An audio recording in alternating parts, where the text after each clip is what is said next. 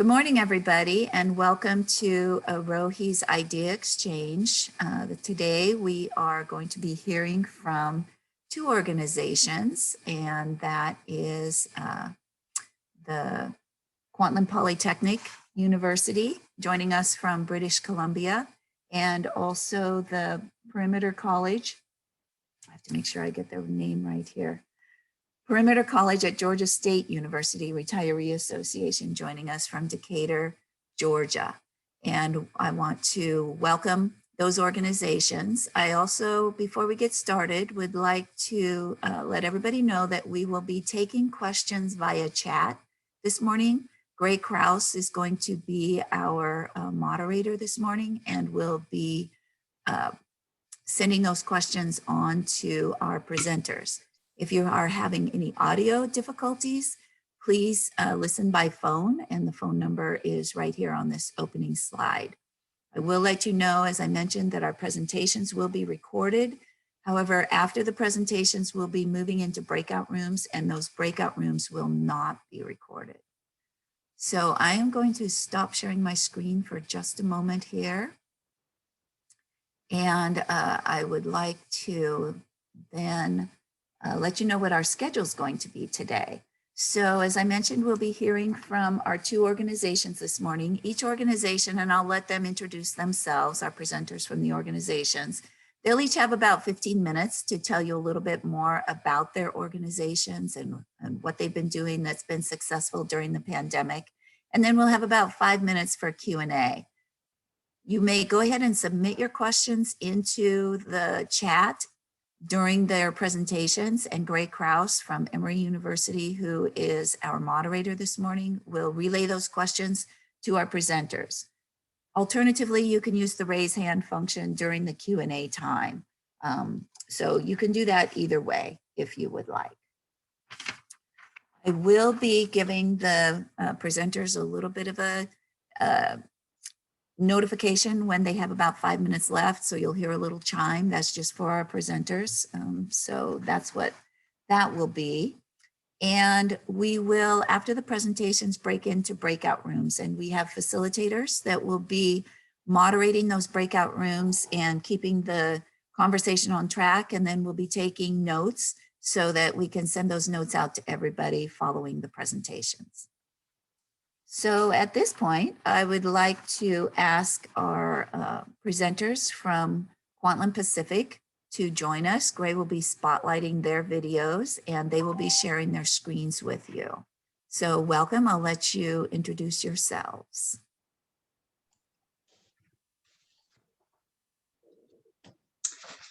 Good morning or afternoon, everyone. I'm Carol Barnett. There's three of us that will be speaking to this PowerPoint presentation, and I'm up first. The other two will introduce themselves when they come in. All right, first slide, please.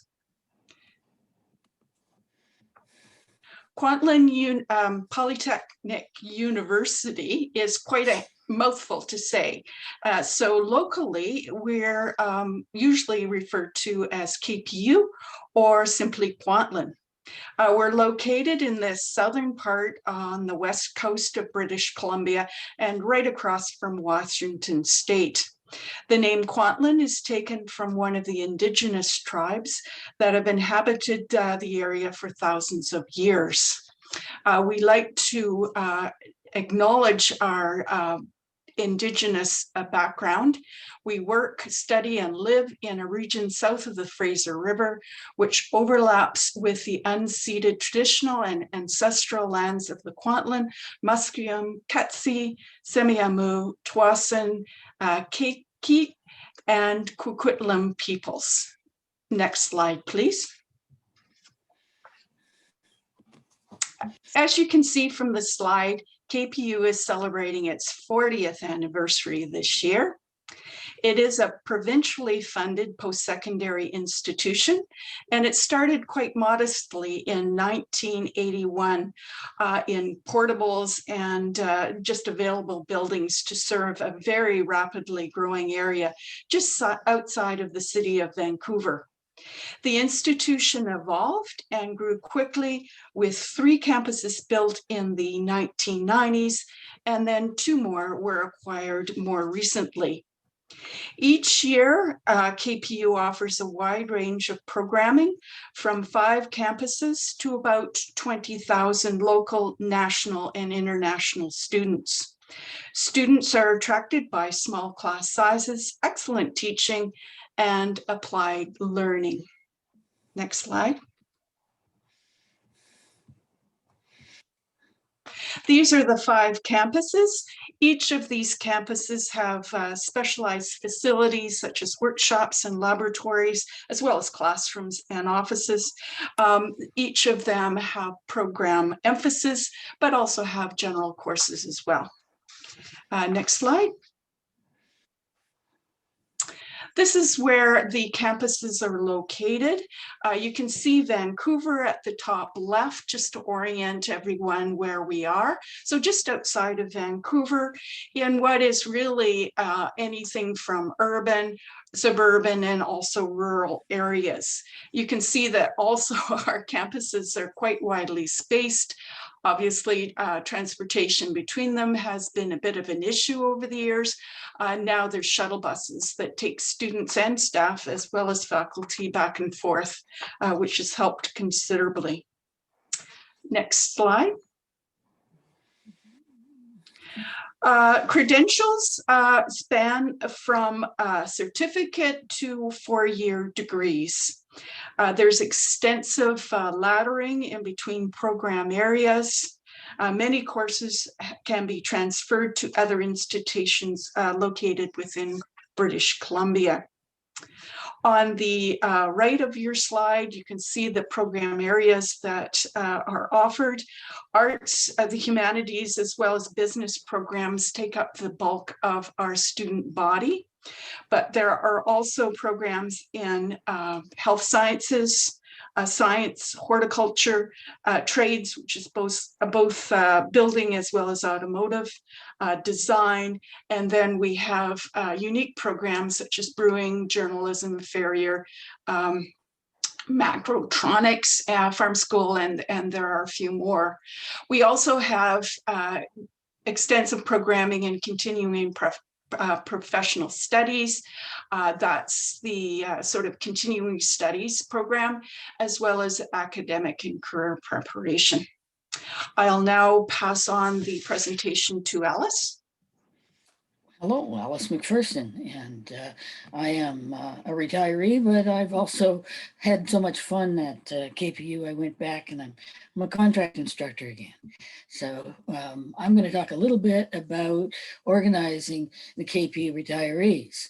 I note that Roger Elms is on with us today, and he really should be saying this, but he and the current president, Alan Davis, collaborated starting in 2016 to figure out, can we do an association? We had a founding meeting of retired employees, which the president bought us a lunch, which was rather nice. And we got to re-meet a whole bunch of our colleagues. And then by 2018, a steering committee had pulled together all the information, and we incorporated as a not-for-profit society in the province of British Columbia. We're self-funded with membership fees, but we do get technical support from KPU. And we began a newsletter and having social events to stay connected. The staying connected was a big element of our organization and our focus. We have a volunteer board of directors that meets monthly. We have newsletters 3 times a year. We do advocacy work in the community around education and social activities, local and in person, and that was 2019. And then came 2020. Well, it was pretty rapid. We learned an awful lot about online meetings, phone, Microsoft Teams, Zoom. We've had an AGM just after the lockdown last year that we created on the fly, but it worked. And then we've redone it again this year and have just finished wrapping up our 3rd AGM as a society. We're working on our virtual social connections, which Suze is going to tell you a lot more about. And here we are in 2021 with 79 members, an ongoing board of directors, and our third AGM just wrapped. So we're doing okay. So in general, we're a young organization, 3 years old. Registered Society, which is the Canadian and specifically the province of British Columbia designation that we hold. And from May 2019 to now, 3 AGMs. Our full membership is open to retired faculty, administrators, and staff. Associate member options are available for our spouses and partners. And our annual fee at the moment is $15 a year with an option for lifetime membership for those of us, and I admit to being one of them, who don't want to go $15. When did I pay that last? So I just paid the whole thing, and now I'm a lifetime member. So these are our big items. And we have a relationship with KPU, which is great, that allows us to connect, but we've just signed this memorandum of agreement to work with KPU, and we're not sure how this is going to play out yet. So we'll be working on this initiative over the next year to see. Ongoing oral history project, of which Roger Elms is the lead on. And we are interviewing retired employees, and community members about the history of Quantland. And it's been quite fascinating so far. I've been able to help out a bit there. And we work with the community to advocate for projects and increase the profile of our university.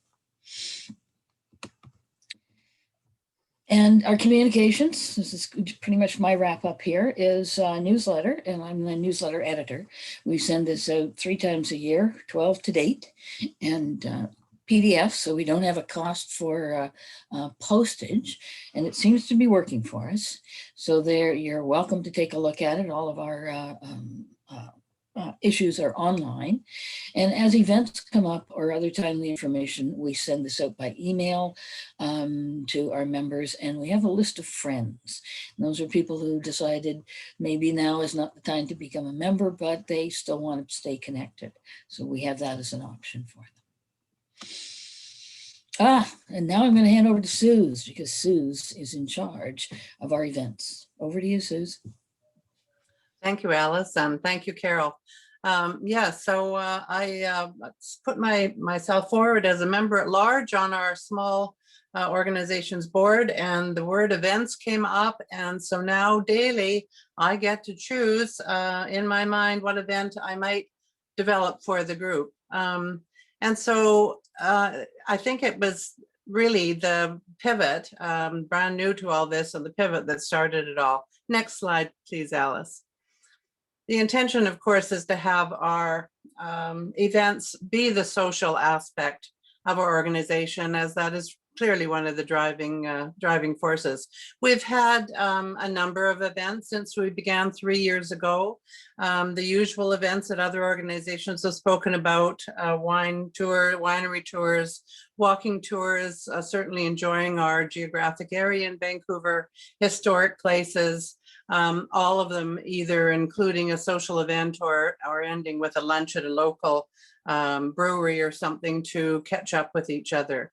And so we've had about 140 individuals, members, and guests participating in these so far. And if you're interested, you could look at our website that's posted here in this slide and have a look at the activities we've done. Next slide, please, Alice. So the pivot was sudden. It got us all thinking. I thought we would start with a survey to try and determine what it was that our small membership, small but important membership wanted, and of course asked for their priority as well. And nothing surprising here, really. Armchair travels. People still wanted to get together and travel, but we're going to do it in a virtual way. Wellness information, again, with the unknown of the pandemic, became a very important part of it. And we really have done more, I think, in the newsletter venue than we have in terms of putting programs on, because the information is coming fast and furiously. So we've included links to other organizations, health and wellness organizations that have been helping our members find the information that they want. And then we kicked in with some pretty interesting partnerships, actually. Virtual walking tours. I and my husband had been volunteers with the Vancouver Heritage Foundation here locally. And so we conscripted one of their historians who took us on a walking tour of a part of the original industrial part of Vancouver, Cedar Cove. And that was a fairly interesting and historical view. We've leveraged a knowledge network where anybody can go online and look at their catalog of information. The Magdalen Islands in the Montreal area of Canada, and one of our members, yes, Roger Elms again, and his lovely wife, followed up our virtual viewing of the Magdalen Islands video with their own personal slides and talk of their travels on 2 trips 50 years apart. So that was really a fascinating one. And then we have also, I think we can go to the next slide, Alice. We've also partnered with a group at Quantland. Sorry, that's the Magdalen Islands tour. I should have had that one come up next. And I think you can carry on for the next slide, Alice. This is the Cedar Cove tour. We also, of course, have our annual festive season get together, and this year presented an even larger challenge, but it was actually very successful. We had people focus on their favorite beverage and or the container that they would have it in, and we had to kick off our event a champagne sabering lesson, which I think everybody needs to know how to do in a safe place, pointing it at the river or something. Next slide, Carol. So yes, I was going to mention our linkage with the third age, which is a third age at Quantland, called TALK, the acronym. And we have actually used and connected with some of their presenters to our part of ours. We're knitting our organization together again a little bit. People who have retired and doing presentations for TALK find that we find that those conversations, those topics are very appropriate. And so the Arches of Chinatown was certainly a very, I think, well attended and received, given that we are all experiencing increased racism and whatnot. It was an interesting take for us to say, what is the history of our own Chinatown? As I understand, Vancouver's Chinatown is the second largest in North America, following San Francisco. So we can all learn a little more history there. So we found these linkages with other organizations probably to be one of the keys that I've heard other organizations are doing something similar, but I think it's worth taking a note of what do you have in your own area outside of your institution's walls, organizations that have done wonderful things, and link with them. Next slide. And so in future, of course, what we plan to do is when we can have face-to-face activities. But what we will also do, I think, is continue our virtual events. We have learned, as everyone has learned, that we have members that have moved away from our region or are mobility impaired and can't attend a walking tour or a bike tour or something like that. So I think even if and when we can meet face to face again, we'll probably continue to do virtual events to capture and attend to and keep social with those members as well. What we have learned, of course, is that by going virtual, we can go anywhere.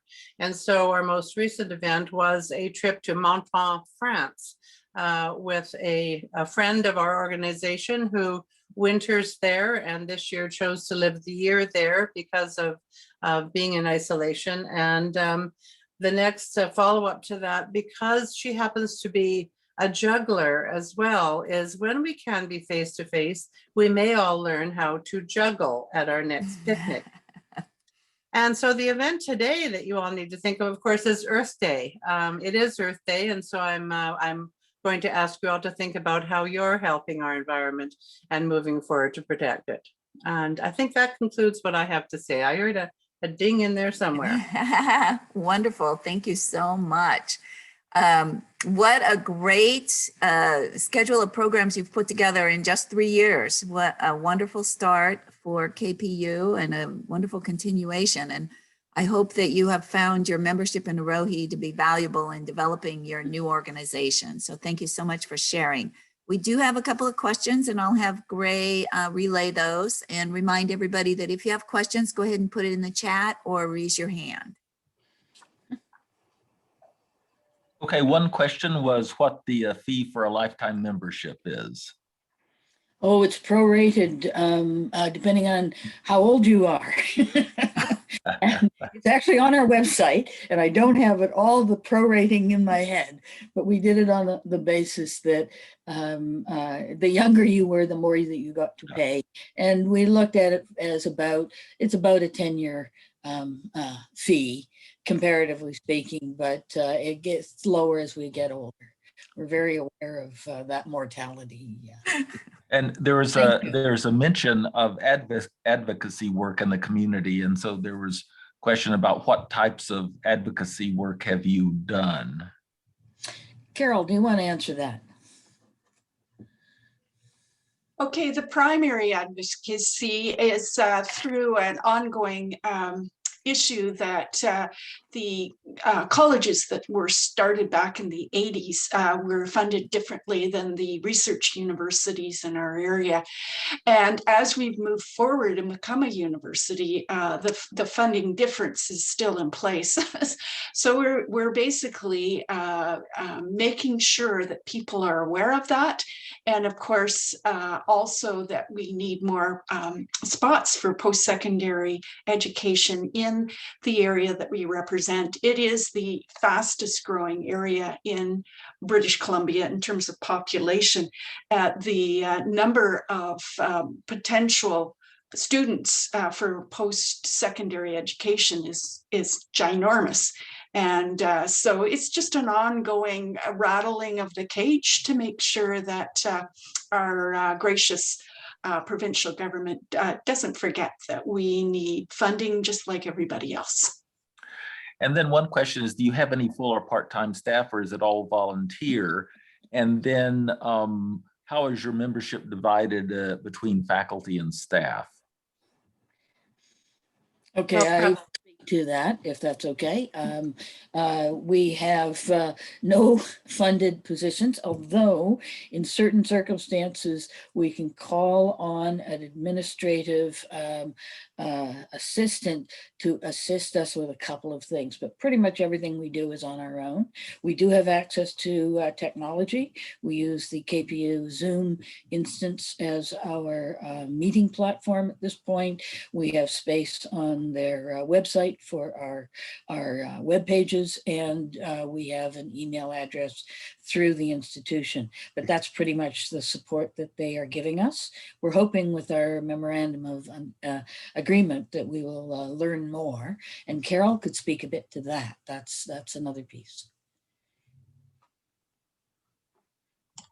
Okay, just yeah, we're in the throes of getting a little bit more support, but for the present time, there will be no funded position that's assigned to our association. I don't believe so. Our money is tight at the university, so so that's probably not on the table.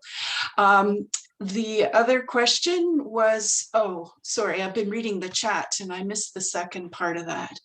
Was about distribution of faculty and staff. Oh, yes. Primarily faculty. We're still really trying to get retired staff folks to come on board, but so far we haven't been that successful. That's certainly on the list. And we also have a lot of administrators on in our association.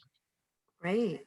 Thank you so much. And that ends our time. You heard the chime. So we will end the time for KPU. And thank you for stopping sharing your screen. We'll take just a moment here to transition over to Georgia Perimeter. And the members of our presentation team today will be in the breakout room. So you'll be able to ask more questions, or you can follow up with them via email. We'll send out everybody's emails afterwards So you can follow up with additional questions as well. But we'll ask Georgia Perimeter to now share your screen and start your presentation.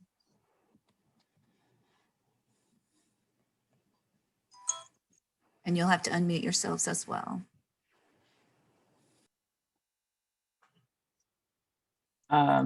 Ted, we got to go back a few. We're not at slide 1. Hit your backspace button, Ted, to go back.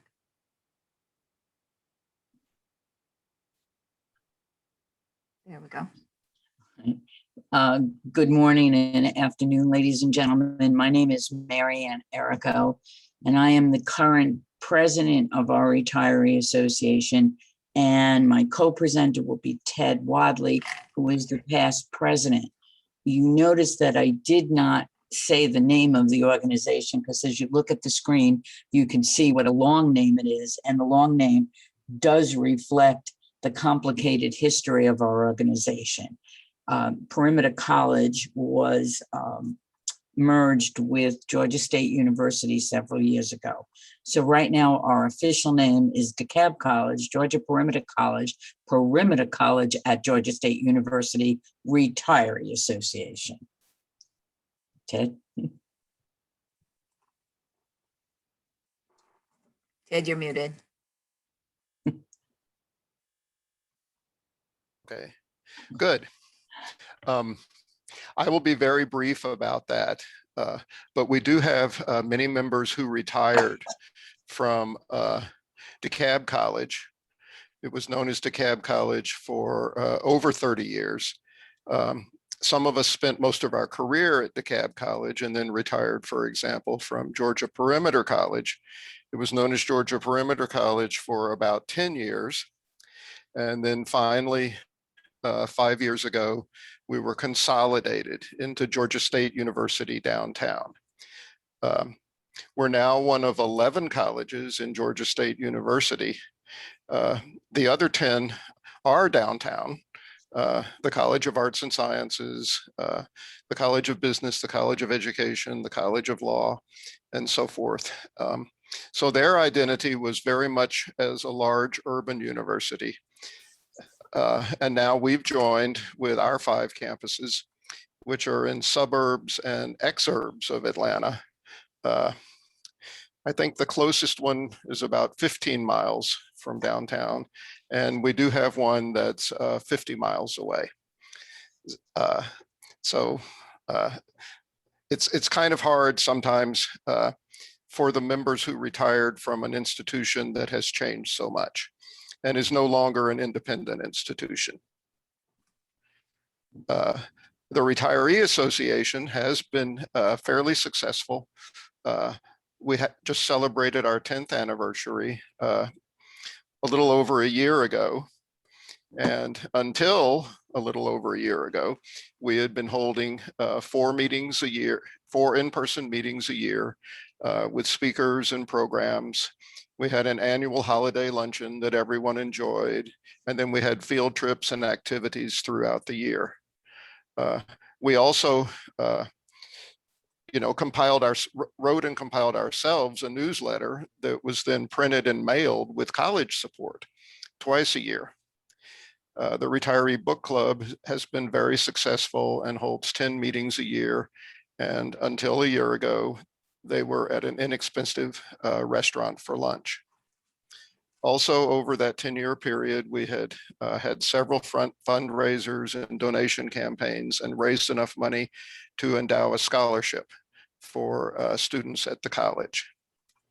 Then we were hit with a double whammy. At the end of 2019, Georgia State called Mary Ann and me into a meeting and announced to us that there would be no more support for the newsletter. And there would also be no more help in organizing the meetings. Shortly after that, the pandemic hit. And so there we were.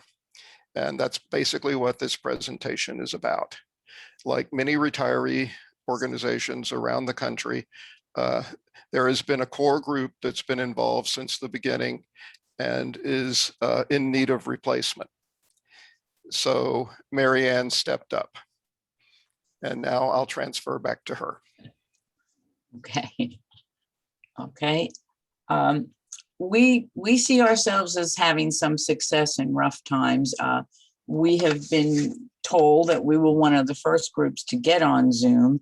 And so we have tried to keep up with our schedule of quarterly meetings. And what Ted is giving me credit for is we've tried to make the quarterly meetings interesting and attractive to our members. So our first quarterly meeting was May of 2020, and Georgia State did help us because we brought in the health and wellness coordinator from the downtown campus, and he led exercises in that everyone could do at home. In addition, another health provider at that same meeting came in and talked about nutrition and keeping up one's health during the pandemic. In August, we prevailed upon a former film professor who had been very popular and had just retired, and he put together a montage of different films that he called Great Escapes to help everybody think about ways to get out of their current situation. That proved very popular. In fact, he was asked to put it on YouTube. In October, our October meeting is always very popular because we talk about health benefits, and it's time to sign up again for your different activities through Medicare. And we are forced to use an outside agency. So we were fortunate enough to get someone from the university system who talked about the whole situation for us. And she gave us a lot of timely information just in time for open enrollment. So that was very popular.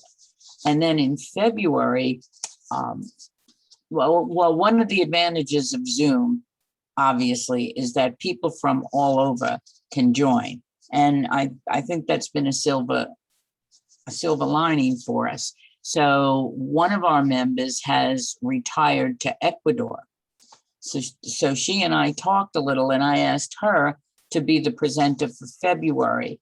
And she put together such a great little travelogue about retiring abroad. She's in Cuenca, Ecuador, which is outside of, well, not far from the Galapagos. And she showed us how economical it was to live there, the different activities that were going on, what they were doing with COVID, to the point that someone in her community has asked that her presentation be given to the Chamber of Commerce there as a attractive travel log. And we actually put her presentation on YouTube as well, because even though we had over 30 participants, I did receive emails from members who were sorry that they missed it. So we have it on YouTube. If anyone is interested, just put my name in YouTube and you can see Ecuador, a dream destination. And then the holiday luncheon. The holiday luncheon typically was held at a restaurant where we had live music and we had different performances, and it really was the most popular event. And we just didn't know how we were going to do it. So what we did do was hire a guitar player, and he posted online via Zoom the words to the music. And it really was quite funny. I have to tell you about that, because when you're on Zoom, everybody's feed is a little bit off. So you can't all sing along without it sounding awful. So what I had to do is mute the entire audience except for the guitar player. So it really was quite funny to see everybody singing and dancing and having a great time. You couldn't hear a thing except for the guitar. So that worked. And to appeal to our intellectual senses, one of our English professors read some poetry, and a Christmas story. But as you can all guess, the most popular activity at the luncheon was the breakout rooms. And I have to thank Arohi for that, because I learned how to do breakout rooms from them. And the small group conversations were wonderful. And the feedback was, we have to do that more. So I don't know who we can cut out next year, but it was a lot of fun. So that was a highlight of the year. But our most popular activity is our book club. And our book club has been meeting online. And this is going to be a challenge when we go back face to face. And the reason it's going to be a challenge is several people from many different places. As you know, we're in Atlanta, but we have had people from several different states. And of course, our friend from Ecuador joined the book club. So we have as many participants as we had in person, but now we have even more. And people are asking me if, when we go back in person, can we simultaneously Zoom with people who are from out of state? I don't know how that's going to work. But we do run ourselves. We have no budget. In the past, we would meet at a low cost restaurant, buy your own lunch and talk about it. We have one volunteer. We have a total volunteer staff, but one person manages the book club, and every month a different member leads the group and sends questions ahead of time. So it offers some very stimulating conversation. And I am so pleased that we have several men. And at the risk of sounding sexist, I think it's great because the men kind of push us into a lot of nonfiction, which I don't know if I would normally have picked it up just for pleasure reading. Our members all contribute to a scholarship, and that's been very popular. And the school, some of our members help choose the recipient. We have even talked about a second scholarship, but our funds have been cut back. We really get no support at all from the college. Another popular activity is keeping in touch. And we have a newsletter, and our last printed newsletter went out as our 10-year anniversary. And we sent it to 150 active addresses. And we used to send to 500 when it was live. Now we have moved the newsletter to online, and that seems to be working. And the other thing we do to keep the members interested is email blasts, where when we know of activities going on at the school or activities going on in the city, we send that out to our members. We know that people don't like to read a lot of long emails, and they don't like to read that many emails. So we try to keep those down as much as we can. But we've had some popular speakers who are starting to come on campus downtown, so some of our members have gone there. We do try to recruit new retirees. Our retirees come from staff as well as faculty, and I couldn't give you an exact percentage, but I think we have more faculty. We do get some help from our HR department, and this year, a huge number of people have decided to retire. So they gave us a list of 78 people. And we are trying to reach out to them. Several of them have responded and started attending meetings, even if they haven't quite retired yet. But finally, an important part of our organization is support from other retirement organizations. And I'm going to turn that over to Ted. Oh, well, there's a ROE, of course. We had the national conference was at Emory University in Atlanta just a couple of years ago. That was the last conference that met. And of course, we're looking forward to the online conference this year. We learned a lot about online communication from AROE with its newsletter, and then of course these idea exchanges. I should say that Emory has also given us a lot of ideas. They do an excellent job with their online newsletter.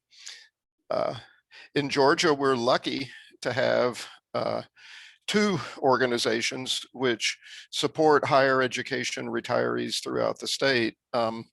Georgia HERO, the Georgia Association of Higher Education Retirement Organizations, not only has a great name, but it does include private as well as public institutions in the state.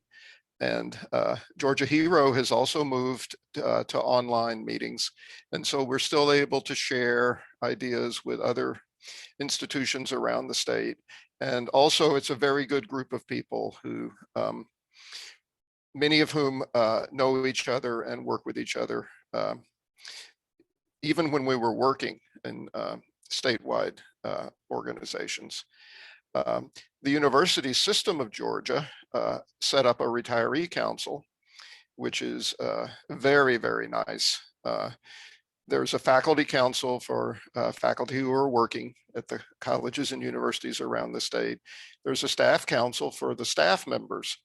And so the retiree council is able to talk to some of the top people who run, for example, the benefits programs.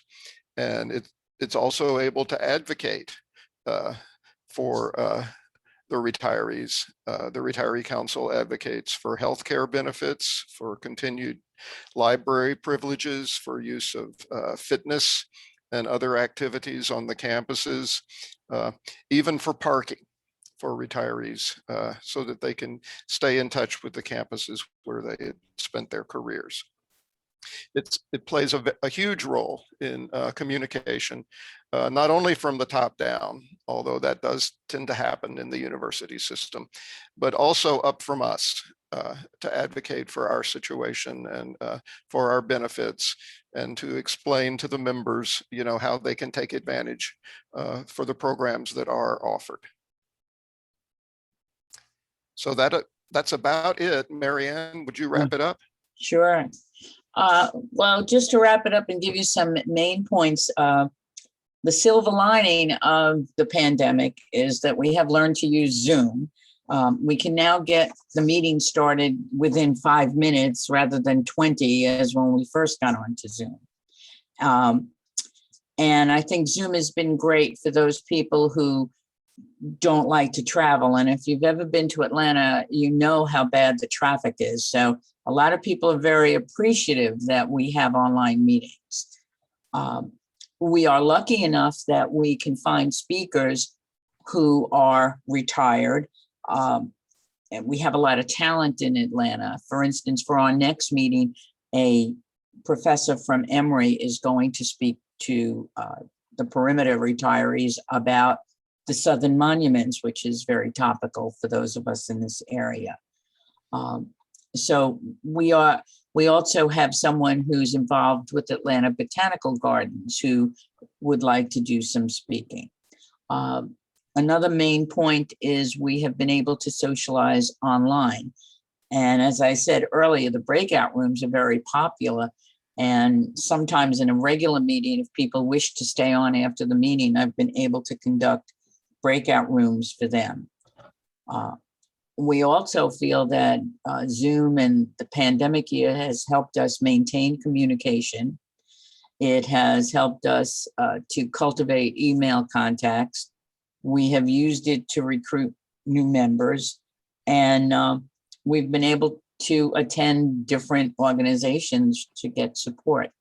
So as terrible as the pandemic has been, it has helped our organization. We're alive and well and thriving in Atlanta. So thank you very much. Great. Thank you both very much. I love the variety of the programs that you have come up with, and I love the fact that you have connected your organization with other organizations, because it's so nice for us to be able to learn from one another In the state of California, we have similar system-wide retiree organizations, both with the University of California system and the California State University system. So for those of you who are from large systems, there can be a huge advantage to connecting with retirees and bringing the multiple campus together within your system. So thank you very much. We have time probably for just one question before we move on to our breakout rooms. I think I made the mistake of muting myself so you didn't hear my chime. But we have, sorry about that. We have time for one question, Grace. So maybe pick one that would be of interest to everybody. Right. There was some comment back and forth about the book club, and so you can certainly read that in the chat.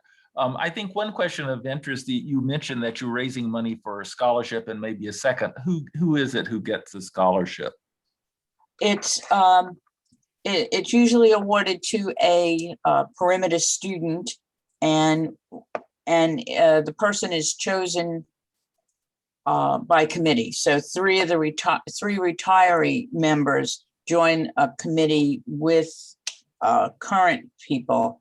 And Ted, you probably know more than I do. I don't know how many people were on the committee to choose the recipient, but we have specific criteria that we needed to be a perimeter student, not necessarily non-traditional. And I think the committee is comprised of about 5 people who read the applications. Would you correct me if I'm wrong? Maybe 3. Oh, okay. Okay. All right. Okay. And one of the things I wanted to add about the book club and being on Zoom is I happened to get in touch with an author, and he was very happy to join our book club. So it was very interesting that I guess authors are trying to hawk their books, and this way he only had to get on Zoom for a while. And the feedback from him was that he was delighted with the questions and he wants to be invited back. He has written a number of other books, but I don't know what we're going to do. Very nice. Thank you very much. Again, you will be able to follow up during the breakout rooms with folks from these 2 institutions, and or send emails afterwards, as I will be sending the list of participants out with emails to everybody following the meeting. So at this point, we are going to break into rooms. I actually have added myself as a facilitator because we had a great turnout today, and I don't want the rooms to be too big. So we're going to have 5 breakout rooms. I want to thank Roger Baldwin from Michigan State University, Gretchen Schultz from Emory University, Marianne Errico, who's one of our presenters from Georgia Perimeter, and Diane Lee from University of Maryland, Baltimore County, and myself will be the facilitators in the breakout rooms. So when we get into our rooms, if everybody could just very quickly introduce yourselves with your name and your institution. We don't like those introductions to take up too much time. And then we're going to ask one suggested question, and that is, what innovative things will you be doing post-pandemic? What have you learned during the pandemic that can help you post-pandemic when we move back gradually, probably, to in-person events? You certainly can pick a different topic within your group, but we're going to suggest that as a starting topic. We will have until 10 minutes after the hour, and then we will come back very briefly for a closing. As a reminder, we will not be recording the breakout sessions, but we will be sending out notes that our facilitators will be taking. So right now I'm going to open the breakout rooms, and we'll come back to this room at 10 minutes past the hour. Thank you all.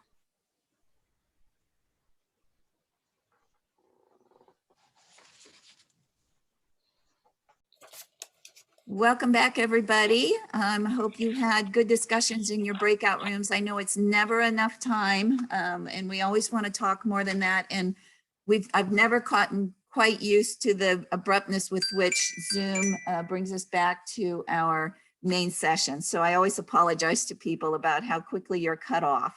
I would like to again thank our presenters today from Kwantlen Polytechnic and from Georgia Perimeter. Really appreciated your presentations and the time you put into it. I think we all learned a lot from both organizations. And I very much appreciate hearing from organizations that don't have a lot of staff support, because that's one thing we get feedback from our organizations is that those of us like myself who are from the University of California, where we have a lot of financial support from our universities, have a very different set of circumstances than those who don't have much financial support. So I really appreciate hearing from these two organizations and all the great things you've done without a lot of financial support from your universities. As a reminder, I will be sending an email out later today with a link to a brief survey. I do ask that you fill out that survey because it helps us to improve our future webinars. And I also will include the email addresses for everybody who participated today.